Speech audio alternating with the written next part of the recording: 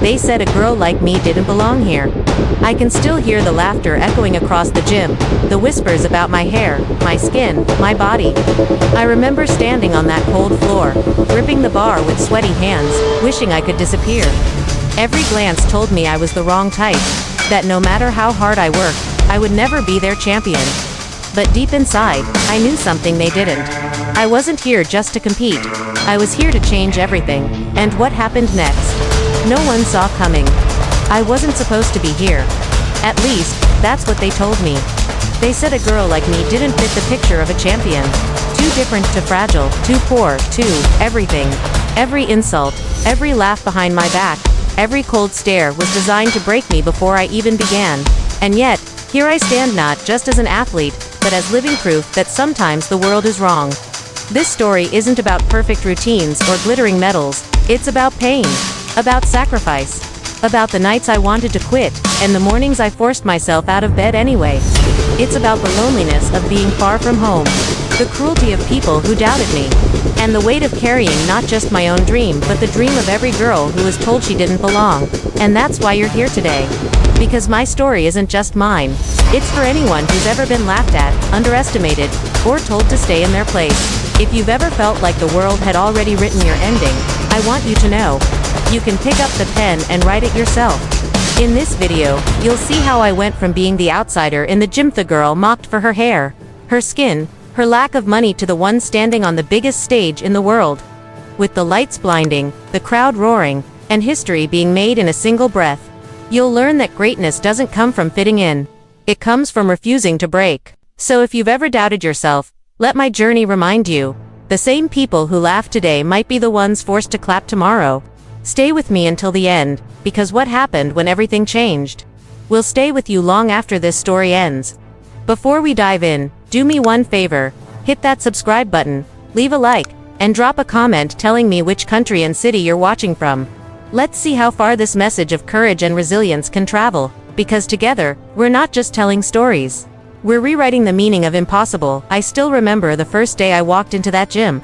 The smell of chalk hung in the air, the sharp squeak of sneakers against polished floors echoed through the space, and the beams stood tall like monuments daring me to climb.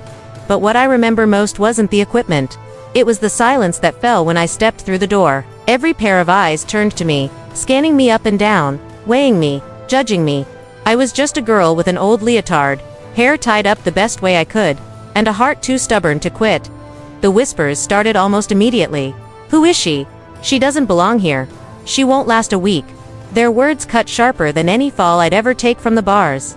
I wanted to shrink, to disappear, to hide behind my mother's arm and run back to the safety of home. But I had already left home that morning with a promise to myself. If the door opened, I was going to walk through it, no matter who tried to push me out. I lined up with the others, pretending not to notice the way they pulled back slightly, as if standing next to me would stain their perfect image. Their leotards sparkled, brand new, while mine had faded from too many washes. Their hair was neatly styled, their grips perfectly broken in. Mine were rough, my fingers raw, my palms already calloused from nights of practicing on anything I could find. I knew I didn't look like them, but I also knew something they didn't. I was willing to endure more than any of them could imagine. The coach glanced at me. She didn't say much, just told me to join the warm-up. Her eyes carried the same question as everyone else's. What are you doing here? But I bent down, stretched my legs, and followed the group. My body shook as I tried to keep up, but I forced myself to match every move. By the time we hit the floor routines, sweat dripped down my forehead, and my lungs burned. I could hear them laughing behind me when I stumbled on a turn. I heard the laughter behind my back. That sound could have broken me right then. It could have sent me running out the door, never to return. But instead, it lit a spark inside me. I wasn't going to give them the satisfaction of watching me walk away. Every step they mocked, every slip they celebrated, became fuel. My body was screaming to stop, but my mind was screaming louder. Keep going. At the end of practice, my arms felt like lead, my legs like jelly. I was the last one standing, still trying to stick a landing, while the others packed their bags, barely giving me a glance. The coach walked over, her face unreadable. For a moment, I thought she was going to tell me not to come back, but instead, she just nodded, almost reluctantly, and said, "See you tomorrow." Tomorrow. That single word carried more weight than the entire practice. It meant I had survived. It meant I hadn't been pushed out. And if tomorrow was possible, then maybe the day after was too. I stumbled out of the gym that evening, my body aching, my pride bruised, but my spirit still intact. I walked past a group of girls who had been laughing at me earlier. Their eyes followed me, and I caught a smirk as one of them whispered something to her friend. They thought I wouldn't come back. They thought this place would swallow me whole. They didn't think I would last the week, but I showed up the next morning anyway. The gym looked the same, the smell of chalk, the hum of tension in the air, but something inside me had shifted. I wasn't there to blend in anymore. I wasn't there to prove to them that I was like them. I was there to prove that I could survive being unlike them. Every laugh, every side eye, every whisper would only make me stronger. And as I climbed onto the beam again, shaking but determined, I whispered to myself words no one else could hear. One day, they will remember this moment. One day, they won't be laughing. But until that day came, I would have to endure every stare, every cruel word, every reminder that I was the outsider, because outsiders have the sharpest edge when the time finally comes to cut through doubt. The gym lights may have been bright, but the shadows always followed me home. Every night, when practice ended, reality set in. We didn't have the money for this dream. My mom worked 2 jobs, sometimes 3, just to keep the lights on and food on the table. And here I was, chasing a sport that ate money like fire eats wood. Leotards, grips, travel fees, coaches, doctors, every bill stacked higher than the medals I didn't even have yet. I remember sitting at the kitchen table with my mom one night. She rubbed her hands, rough from long hours of work, and looked at me with tired eyes. "Maya, are you sure this is what you want?" Her voice trembled, not because she didn't believe in me, but because she didn't know if we could afford for me to believe in myself. I wanted to tell her it was okay, that I would stop, that I would save her the burden, but when I opened my mouth, the only words that came out were, "Yes. Mama, I'm sure." Her silence cut deeper than any scolding could. It was the silence of a woman who would break her back just to give me a chance. That night, I promised myself something. If my mom could sacrifice everything for me, then I had no right to give anything less than everything in return. We couldn't even afford my shoes. I patched holes in old sneakers for training outside. I borrowed chalk when mine ran out. And when my grips tore, I tied them together with string until I could make them last another week. Every piece of equipment I touched reminded me of what I didn't have. But it also reminded me of what I had in abundance: hunger. At school, kids wore brand-name clothes and laughed when they saw my worn-out sneakers. At the gym, teammates looked at my faded leotard and shook their heads. I wasn't blind to the difference. I didn't fit in their world of shine and sparkle, but I wasn't here to look like them. I was here to outlast them. Some nights, I wanted to quit. The exhaustion was too much. My muscles ached, my bones screamed, and my spirit cracked under the pressure of being the outsider. The poor girl chasing a rich sport. I'd lie in bed, staring at the ceiling, tears rolling down my face, wondering if this dream was worth the price it demanded. And every time, the same thought came: if I quit, then everything my mom sacrificed would be for nothing. That thought pushed me back to the gym every morning. One time, I overheard a group of parents talking after practice. They didn't know I was nearby. "That girl won't last long," one of them whispered. "Her family can't even afford the fees." Another parent laughed, adding, "This sport isn't for everyone. It's not for her." I froze, my stomach twisting, my face burning. I wanted to scream, to tell them they didn't know me, they didn't know what I carried inside. But I stayed silent. My revenge would not come from words. It would come from my performance. And that night, I trained harder than ever. I repeated my routines until my palms split open and blood stained the bars. I taped my hands, pushed through the pain, and kept going. Every insult, every doubt, every bill we couldn't pay became another repetition. Another chance to build armor around my heart. Then came the day my mom handed me a leotard she had saved up for months to buy. It wasn't brand new, it was secondhand, bought from another gymnast who had outgrown it, but to me, it felt like gold. I hugged her so tightly that she laughed and told me not to cry on it before I even wore it. That leotard wasn't just fabric. It was proof that my dream wasn't only mine, it was hers too. I wasn't chasing perfection anymore. I was chasing survival. And in chasing survival, I found a fire that no one else in that gym could match. But then came the letter, a notice about upcoming competition fees. Numbers that made my chest tighten and my hands shake. My mom stared at the paper, silent again, and I knew the silence meant something was about to break. And I asked myself, was I willing to break with it? The decision came sooner than I ever imagined. I was only 14 when my coach pulled me aside and said, "If you want to take this seriously, you need to move. You need to train with the best." The words felt like both a door opening and a wall slamming shut. I knew what she meant. My small-town gym wasn't enough. But moving meant leaving everything I knew behind. My mom, my siblings, my bed, even the smell of home. At 14, I was supposed to be worrying about homework and friends. Instead, I was packing my life into a single worn-out suitcase. I cried myself to sleep the night before I left. The walls of my bedroom felt smaller, as if they were trying to hold me in, begging me not to go. I stared at the photos taped to my wall, me and my siblings at the park. Me at my first school recital. A picture of my mom smiling even though I knew she was exhausted. My tears stained the pillow, and I clutched it like it was the last piece of home I would ever have. The morning was quiet. Too quiet. My mom drove me to the bus station with the radio off. I think she didn't trust her voice. Neither did I. When the bus pulled up, I looked at her, and for a moment, I wanted to scream that I'd changed my mind, that I couldn't do this. But then I saw the pride in her eyes, hidden behind the pain, and I realized this wasn't just about me.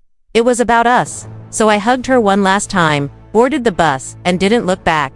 I almost called my mom to bring me back. The house I moved into belonged to another family, strangers who agreed to take me in while I trained. They were kind, but it wasn't home. Their food tasted different. Their living room smelled different. Their voices at the dinner table reminded me that I was a guest in someone else's life. At night, I lay in bed listening to the hum of the heater, clutching my blanket, aching for the sound of my mom's footsteps in the hallway. I'd never felt so alone. Training became both my escape and my prison. Every morning, I forced myself to wake up before the sun, my body stiff, my spirit heavy. The gym was bigger, the equipment newer, the talent sharper. Everyone around me looked confident, polished, prepared. I felt like a small fish dropped into an ocean of sharks. And every day, I questioned if I had made the biggest mistake of my life. The pressure was relentless. Coaches demanded more, teammates competed for attention, and I felt invisible, just another girl trying to prove herself. But deep inside, I knew invisibility could be a weapon. If no one noticed me, then no one saw me, sharpening my edges in silence. I trained until my body begged me to stop, then trained a little more. My hands bled, my muscles burned, but I refused to quit. Instead, I woke up and trained harder. Some nights, I would sneak out to the porch and stare at the stars. I'd imagine my mom looking at the same sky from miles away. I whispered to her, even though she couldn't hear me, "I'll make it worth it. Mama, I promise." The stars didn't answer, but the silence reminded me that I wasn't alone in my fight. The hardest part wasn't the pain, it was the doubt. Coaches looked at me with measured eyes, unsure if I had what it took. Teammates whispered when I walked by, wondering how long I would last. And inside, a voice echoed their doubts. Maybe they're right. Maybe I don't belong. But every time that voice rose, I buried it beneath another repetition, another routine, another silent vow. I wasn't going to let 14 be the age I gave up. I was going to let 14 be the age I began. It didn't take long for me to realize I wasn't just fighting gravity. I was fighting something heavier. Every time I walked into that gym, I felt it, the weight of being different. My skin was darker than anyone else's. My hair didn't lie flat and shiny like theirs. My body didn't fit their idea of what a gymnast should look like. I wasn't just the outsider because I was new. I was the outsider because I was me. At first, I tried to ignore it. I told myself that talent would be enough, that if I worked harder, if I nailed my routines, people would stop looking at me like I didn't belong. But no matter how clean my landings were, no matter how much sweat poured from my body, the whispers followed me. In the locker room, in the bleachers, even sometimes from the sidelines of the competition floor. They said my hair was ugly. I'll never forget standing in front of the mirror, tying my ponytail back, when a girl smirked and said, "Why do you even bother? It's never going to look like ours." My stomach dropped. I stared at my reflection, suddenly seeing only flaws. I thought about cutting it all off, just to silence them, but then I thought, why should I change what makes me me, just to make them comfortable? The coaches never said it outright, but I saw it in their eyes. The way they gravitated toward the blonde girls with perfect buns, the way their praise came easier to others. I told myself it didn't matter. But late at night, when I lay awake, their silence screamed louder than words. Every laugh cut deeper than any fall. One day, after practice, I overheard two girls talking. "She's strong, but she'll never be the face of this sport," one of them said. The other nodded. "She doesn't look like what people want to see on TV." Their voices were casual, careless, but to me, they might as well have been knives. I wanted to confront them, to demand they take it back. Instead, I clenched my fists and walked away. Because deep down, I knew they weren't just speaking for themselves. They were voicing what the world already believed. It wasn't just about gymnastics anymore. It was about identity. About carrying centuries of stereotypes on my shoulders every time I mounted the beam. When I stuck a landing, it wasn't just my victory. It was a small crack in the wall that said people like me didn't belong here. And when I fell, it wasn't just my failure. It felt like proof for everyone who doubted me. I began to understand that my fight wasn't fair. I wasn't just competing against the other girls. I was competing against history, against prejudice, against the image of what a champion was supposed to look like. The weight was crushing. Some days, I thought it would break me. But on other days, it lit a fire inside me that nothing could extinguish. They didn't see me as one of them. That realization hurt, but it also freed me. If I was never going to fit into their mold, then maybe I didn't have to. Maybe my power came from standing outside of it. Maybe the very things they mocked, the hair, the skin, the difference were the very things that could make my story impossible to ignore. I started to train with that thought burning in my chest. Every jump higher, every landing sharper, every routine more fearless. I wasn't just practicing for myself anymore. I was practicing for the day someone else, another little girl who looked like me, walked into a gym and didn't feel alone. And yet, even with that fire, the loneliness lingered. It pressed down on me in quiet moments, when the gym was empty, when the lights were dim, when all I could hear was my own breath. I would close my eyes and whisper to myself, "One day, you'll prove them wrong. One day, they'll have to see you." Until then, I carried the weight. And with each step, I got stronger. Pain was a language I never wanted to learn. But gymnastics taught me fluency. My body carried bruises like metal's purple blotches on my legs, raw skin on my palms, shoulders that ached even when I was lying still. Every fall left a mark. Every routine demanded a sacrifice. But the worst pain wasn't the kind anyone could see. It was the constant voice whispering in my head. "You can't keep going. You don't belong here. You're not strong enough." My body was screaming to stop. One practice, I landed wrong, coming off the beam. The jolt shot through my ankle, and I collapsed. The room blurred, voices swirled, and for a moment, I thought it was over. The coach rushed over, teammates watched, some concerned, others hiding smirks. "Sit out," she said firmly. "Don't push it." I nodded, biting my lip, but inside I was at war. Sitting out meant falling behind. Sitting out meant giving them proof that I wasn't built for this. That night, I sat on my bed, ankle wrapped in ice, tears burning my eyes. I thought about calling my mom, about telling her I couldn't do it anymore. But then I remembered her hands, scarred from years of work, and her voice telling me she believed in me.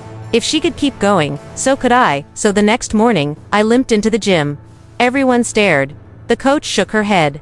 But I taped my ankle tighter, pulled on my grips, and climbed onto the bars. Pain tore through me with every swing, but I gritted my teeth. Every time I wanted to let go, I whispered, "Hold on. Just hold on." They told me to sit out. Instead, I trained harder. I pushed through the burning in my muscles, through the fire in my ankle, through the doubt in my head. My landings weren't perfect, but they were mine. Each one was a defiance, a refusal to surrender. And slowly, something strange happened. The pain didn't disappear, but I learned to carry it, to use it, to transform it into strength. But it wasn't just physical. There was another kind of pain, the kind that came when I gave everything and still wasn't enough. Competitions where I fell, routines where the crowd gasped, and not in awe. Judges who looked at me and saw not potential, but mistakes. Each failure was a wound deeper than any bruise. And yet, I kept showing up. Some nights, I cried into my pillow, asking myself why I did this. Why I chose a sport that demanded so much and gave back so little. But every time, the answer came. Because walking away would hurt more than any broken bone. The turning point came at a local meet. My ankles still sore, my confidence fragile. I stepped onto the floor. Whispers rippled through the stands. "She's not ready. She shouldn't even be competing." My heart pounded. But I took a deep breath. The music started. I moved, step by step, leap by leap, pain shooting through every motion. And yet, the longer I performed, the louder the silence grew. The laughter stopped. The whispers faded. For the first time, they weren't doubting me. They were watching me. When I stuck the final landing, I almost collapsed, not from pain, but from relief. The crowd erupted, louder than I'd ever heard before. My coach clapped once, short and sharp, but her eyes carried something new: respect. For the first time, I felt like maybe, just maybe, I had earned a place here. But I knew the truth. This was only one battle in a war far from over. The pain would return. The doubt would follow me. The laughter would come back. But now, I had something I hadn't before. Proof that I could fight through it. Proof that pain wasn't my enemy, it was my weapon. I had other plans. The first time I walked onto a real stage, the kind with bright lights, banners hanging from the ceiling, and judges lined up with pens poised, I thought my chest might explode. This wasn't just practice anymore. This was a national competition. Everything I had endured, the laughter, the loneliness, the pain, had led me here. And yet, standing in that arena, I felt smaller than ever. The crowd buzzed with energy, a sea of faces waiting to be entertained, waiting to be impressed, or waiting for me to fail. I could feel their eyes on me, measuring me, doubting me, wondering why I was here at all. My palms were slick with sweat, my stomach twisted in knots. They whispered, I didn't belong here. I heard it clearly as I warmed up. A group of girls behind me, voices low but sharp enough to cut through my focus. She's just a filler spot. She won't make it past prelims. Another laughed softly. She crumbled the second the lights hit her. My hands clenched, my jaw tightened. Maybe they were right. Maybe the lights would crush me. But as I walked toward the bars, I thought of my mother's hands, scarred and strong. I thought of the long nights I trained until my palms bled. I thought of every insult I had swallowed, every doubt I had turned into fuel. And in that moment, I decided, if this was where I would crumble, then I would at least crumble fighting. The announcer called my name. My heart pounded so loudly it drowned out the cheers. I chalked my hands, lifted my head, and forced myself to breathe. Then I leaped. I felt my hands shaking on the bar. The first swing was shaky, but I refused to let go. My body found its rhythm, the years of training kicking in like muscle memory. The bar hummed beneath my grip, my arms burning, my legs slicing through the air. I could hear the crowd murmur, then fall silent. For the first time, they weren't talking. They were watching. I released, flipped, and caught the bar again. My fingers screamed, but I held on. My dismount came too soon, the ground rushing toward me. I landed, knees bending, arms shooting up in the air. For a heartbeat, there was silence. And then applause. Real applause. Not polite, not forced, but genuine. I blinked back tears as I walked off the mat.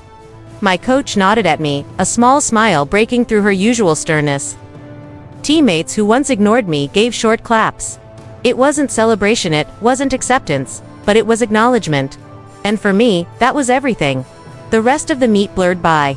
Beam, floor, vault. Each event carried the same storm of nerves and fire, but I kept going. By the end of the night, when scores flashed on the screen, I couldn't believe my eyes. My name was higher than I'd ever imagined. I wasn't just surviving, I was placing. I let go of fear. Walking out of that arena, I felt different. The whispers hadn't disappeared, but they no longer pierced me, because now, I had proof, not for them, but for myself, that I belonged on that stage, that my sweat, my blood, my sacrifices had not been in vain. But victory has a way of inviting new battles. With recognition came new pressure. People started to notice me not as the outsider, but as the dark horse, the one who might shake the rankings. And with every step forward, I could feel the target growing on my back. Still, as I clutched my bag and walked into the night, I smiled to myself. For once, I wasn't invisible. For once, I wasn't the girl they laughed at, I was the girl they had to watch. And I knew this was just the beginning. Recognition comes slowly, then all at once.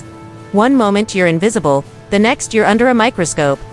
After that competition, whispers turned into stares, and stares turned into questions. Reporters wanted to know my name, coaches from other gyms nodded at me with curiosity, and teammates who once ignored me now studied me like I was a puzzle they couldn't solve. For the first time, I wasn't just the outsider, I was a contender. But with attention comes pressure. I felt it in the weight of the cameras that showed up at practice. The scribbles of reporters in the stands, the sudden way coaches expected me to repeat perfection every single day. Mistakes weren't just mistakes anymore. They were headlines. The lights felt heavier than the weights I carried. During training, I could hear my name whispered after every routine. She's good, but can she handle the pressure? She's rising fast, but is she consistent? It was as if my success had painted a target on my back. Every girl in the gym now saw me not just as the outsider, but as the rival. I could feel their eyes when I walked past. Some smiled politely, but their smiles never reached their eyes. At first, I tried to drown it all out. Focus on the bars. Focus on the beam. Focus on the rhythm of my breath. But the truth was, the noise followed me everywhere. After practice, reporters cornered me, shoving microphones into my face. What's your secret? How does it feel to be the first? Do you think you can win it all? Their words blurred together, a storm of expectation I wasn't ready for. Every slip became a headline. When I stumbled on a vault at the next meet, it wasn't just a stumble. It was, rising star cracks under pressure. When I fell from the beam, it wasn't just a fall. It was, maybe she's not ready after all. My mistakes weren't private anymore, they belonged to the world. And with every failure broadcast, I felt the doubt creeping back in. But pressure can either crush you or carve you into something new. I chose the latter. I doubled my training, cut out distractions, and treated every practice like it was the Olympics. My hands bled, my body screamed, but I refused to bend. If they wanted to watch me, then let them. They would see what endurance looked like. Slowly, results began to speak louder than rumors. Higher scores, cleaner landings, stronger routines. And with every victory, my name climbed higher on the rankings. I wasn't just participating anymore. I was chasing the top. And still, I kept climbing. But being a contender came with something I hadn't expected: loneliness. Success built walls between me and everyone else. Teammates grew colder. Conversations stopped when I entered the locker room. Even some coaches looked at me differently, like I wasn't theirs to shape anymore, but a threat to their favorites. Fame brought applause from the outside, but inside, it left me isolated. At night, I sat in my room, scrolling through articles with my name in bold letters. Some celebrated me. Others tore me apart. She's promising, but fragile. She's talented, but unpolished. Every word stuck like a thorn, reminding me that the same crowd that cheered could turn on me at any second. So I built armor. Not around my body, but around my heart. I told myself, they don't decide my worth. I do. And with every routine, I carved that belief deeper into my soul. One day, after a meet where I placed second overall, a little girl approached me. She had skin like mine, hair like mine, and eyes full of wonder. "I want to be like you," she whispered. Her words hit me harder than any medal ever could. Because in her eyes, I wasn't just a contender. I was proof that girls like us belonged on that stage. And in that moment, I realized my fight was bigger than medals. It was about opening a door that had been shut for too long. Success can be blinding. For a while, I let myself believe I was unstoppable. Every competition felt like another step closer to the dream.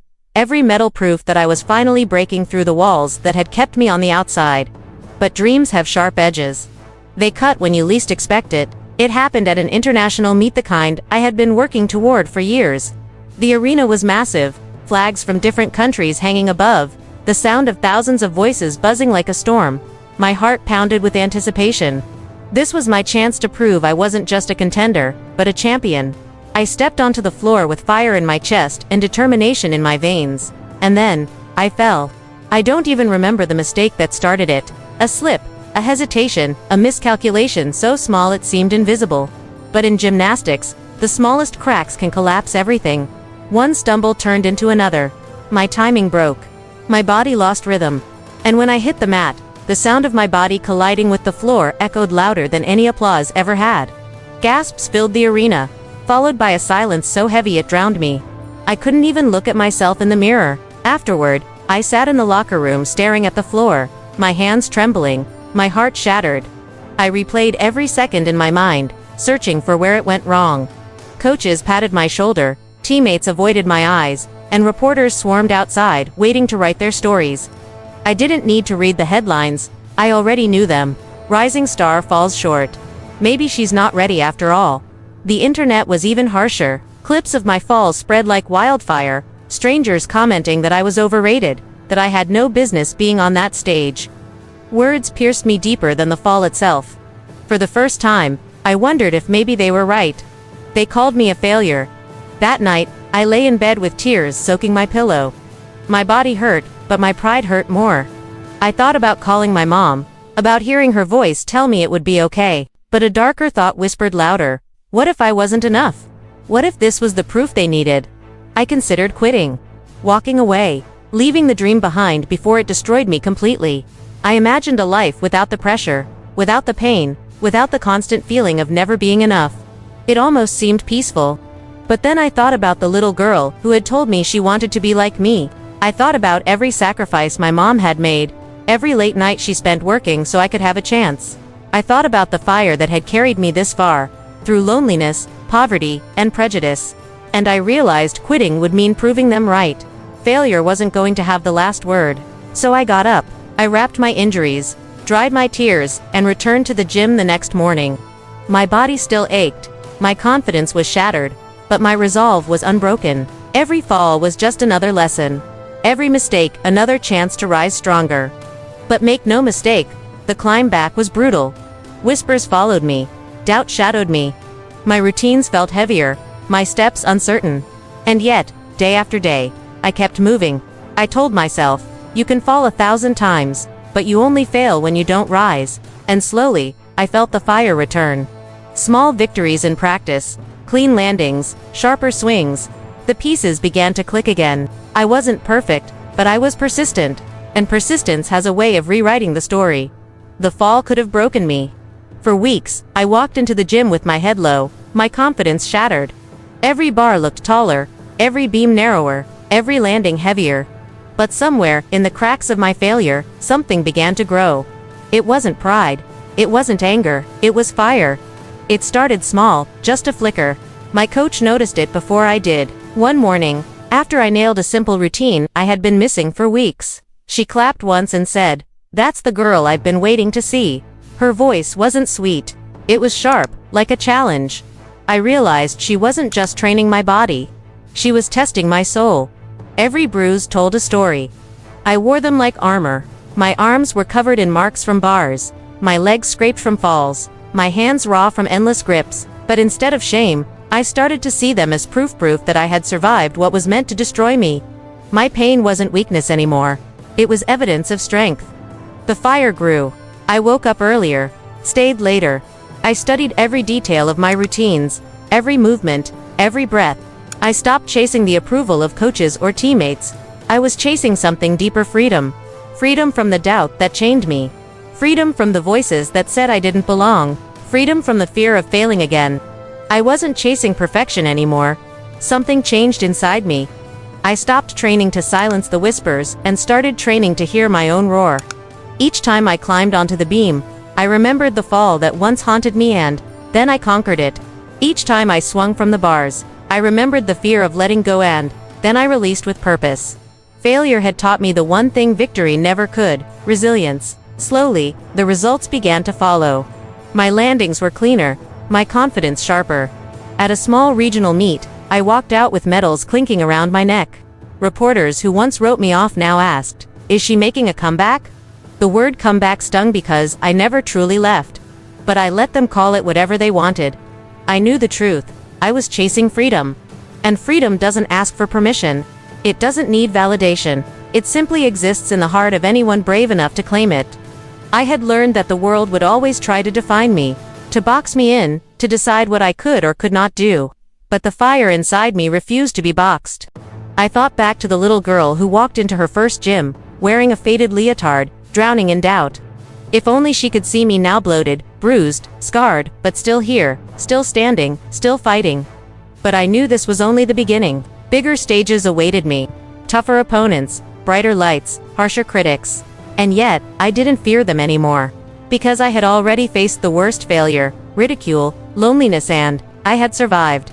That survival was my victory. And it was only fueling me for what came next. The arena lights felt like fire on my skin. Thousands of eyes locked onto the floor, waiting for me to prove whether I was worth their attention. This wasn't just another meet. This was the biggest competition of my life, the kind that separated contenders from champions. I could feel my heart pounding against my ribs like it was trying to break free. The lights blinded me. I stood in the tunnel for a moment, gripping the sides of my leotard, whispering to myself, "You belong here. You've earned this." But the truth was, fear gnawed at me. The fall from months ago haunted me, playing like a cruel reel in my head. I pictured the stumble, the crash, the silence that followed. What if it happened again? What if the world saw me as nothing more than the outsider who almost made it? The announcer called my name. The sound of it echoed, bouncing off the walls, rolling into the crowd. For the first time, my name didn't sound small. It sounded like a promise. I took a deep breath, stepped forward, and let the fire in my chest guide me. The moment my feet touched the floor, everything else disappeared. The noise, the fear, the doubt, it all dissolved into the rhythm of movement. My body remembered what my mind tried to forget. Jumps sharper, landings cleaner. Every muscle worked in harmony. Every breath carried purpose. And still, as I moved, I felt the ghosts creeping in. For a second, I heard the laughter again. It was faint, like an echo from the past, but it hit me hard. The girls who once mocked my hair, my skin, my body. The parents who whispered I didn't belong. The coaches who doubted I could handle pressure. Their voices swarmed my head, threatening to break me mid-routine, but instead of crumbling, I let their words sharpen me. I leapt higher, spun faster, and landed harder, as if every move was a slap in the face of doubt. By the time I mounted the beam, the crowd was silent, not with disinterest, but with awe. I felt it in the air, thick and heavy, the kind of silence that meant people were holding their breath. I balanced on the thin strip of wood, my heart racing, my mind screaming, "Don't fall. Not here, not now." And then I flew. Twist after twist, flip after flip, until I landed with my feet steady and my arms raised high. For a moment, the world stood still. No whispers. No laughter. Just silence, the kind that only comes before something explodes. Then silence, and flight. The arena erupted. Cheers roared like thunder. Hands clapped until the sound shook the walls. Cameras flashed like lightning. I stood there, chest heaving, tears burning behind my eyes, as I realized what had just happened. I hadn't just completed a routine. I had rewritten a story. When the scores flashed on the screen, my name climbed higher and higher until it landed near the top. My legs buckled, my hands flew to my face, and I laughed, a broken, breathless laugh that felt like release. I had done it. I had stood on the biggest stage of my life, and instead of crumbling, I soared. Walking off the floor, I caught sight of my coach. She didn't smile often, but now she did. A real smile, small but proud. Teammates who once ignored me clapped my back. Reporters rushed forward, their pens ready, their cameras flashing. But none of that mattered. What mattered was the girl who once stood in the corner of a gym, mocked, doubted, and dismissed. She had just made the world watch. And as I left the arena, still trembling with adrenaline, one thought rang louder than the rest. This is only the beginning. When my name flashed across the scoreboard, higher than I had ever seen it, I froze. For a second, I didn't believe it. My body stood there, trembling, but my mind couldn't catch up. The crowd was on its feet, the arena shaking with applause, and all I could think was, they said this was impossible. They put the medal around my neck. The weight of it startled me. It wasn't just metal, it was history. It pressed against my chest like the voices of every little girl who had ever been told she didn't belong. The cheers grew louder, but I heard something else, too. Silence. The silence of all the people who once mocked me, doubted me, laughed at me. In this moment, they had nothing left to say. As I stood on the podium, I looked down at my hands. Hands that were once too small to grip the bar. Hands that bled until the chalk turned red. Hands that held on even when the world told me to let go. These weren't just the hands of a gymnast, they were the hands of a fighter. I felt the weight of history pressing on my chest. It wasn't just my victory. It was a crack in the walls that had kept girls like me out of this sport for too long. I thought about the nights I cried myself to sleep. The mornings I trained with empty stomachs. The whispers in the locker room. The laughter about my hair, my skin, my body. Every insult was standing with me on that podium, transformed into fuel, into fire, into gold. And then, something even greater happened. I caught sight of a little girl in the stands. She had skin like mine, hair like mine, and her eyes were wide with wonder. She clutched her mother's hand and pointed at me. I don't know her name, but I know what she saw. Proof. Proof that she could dream without apology. Proof that she could belong anywhere. Proof that she could wear the crown they said would never fit her. But this wasn't just mine. When I stepped off the podium, reporters surrounded me, microphones in my face. How does it feel? Did you expect this? What's next? Their questions blurred, but I knew my answer. This medal isn't just for me. It's for everyone who was told they couldn't. My voice cracked, but I didn't care. The truth had waited too long to be spoken. That night, as I lay in bed with the medal on the table beside me, I stared at it in the dark. It shimmered faintly in the glow of the streetlights, and I realized something terrifying and beautiful. The medal was proof of victory, yes, but it was also a promise. A promise that the fight wasn't over, because for every little girl who saw me that night, there were still hundreds more who hadn't. I knew the journey ahead would be even harder. More pressure, more critics, more weight, but I also knew something else. I wasn't just the outsider anymore. I was the example. And being the example meant carrying the responsibility of never letting the fire die. As sleep finally pulled me under, I whispered the same words that carried me from the shadows to the spotlight. You belong. You always did. When the applause faded and the cameras turned away, I was left with silence. The medal hung heavy around my neck, but heavier still was the question that haunted me. What now? For years, I had chased this moment, clawed my way through pain, doubt, and ridicule just to stand on that podium. But the truth is, medals don't erase scars, they only shine a light on them. This wasn't the end. In the weeks that followed, I learned quickly that victory doesn't silence critics. If anything, it makes them louder. Reporters dissected my routines, searching for flaws. Strangers online debated whether I deserved my win. Even some within the sport whispered that I was a one-time miracle, not a real champion. I could feel the weight pressing down again, heavier than the medal itself. But this time, I didn't crumble. I had already learned that their doubt was not my defeat, it was my fuel. I walked back into the gym, medal tucked away, and started from scratch. Because if the world expected me to stop here, they didn't understand me at all. For me, greatness was never about the hardware around my neck. It was about the fight inside my chest. It was only the beginning. What I didn't realize was how many eyes were on me now, not just the judges or the crowd, but the little girls who saw themselves in me. Letters began to arrive. Some scribbled in crayon, others typed by mothers who wanted their daughters to believe in something bigger. Because of you, my daughter hasn't quit. Because of you, she walks into practice with her head high. Those words cut deeper than any medal could. They told me I had become something I never set out to be, a symbol. But symbols are fragile if you forget what made them real.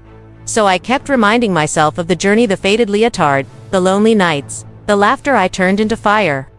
I knew I couldn't carry every dream, but I could prove that dreams are worth carrying, because everything had changed.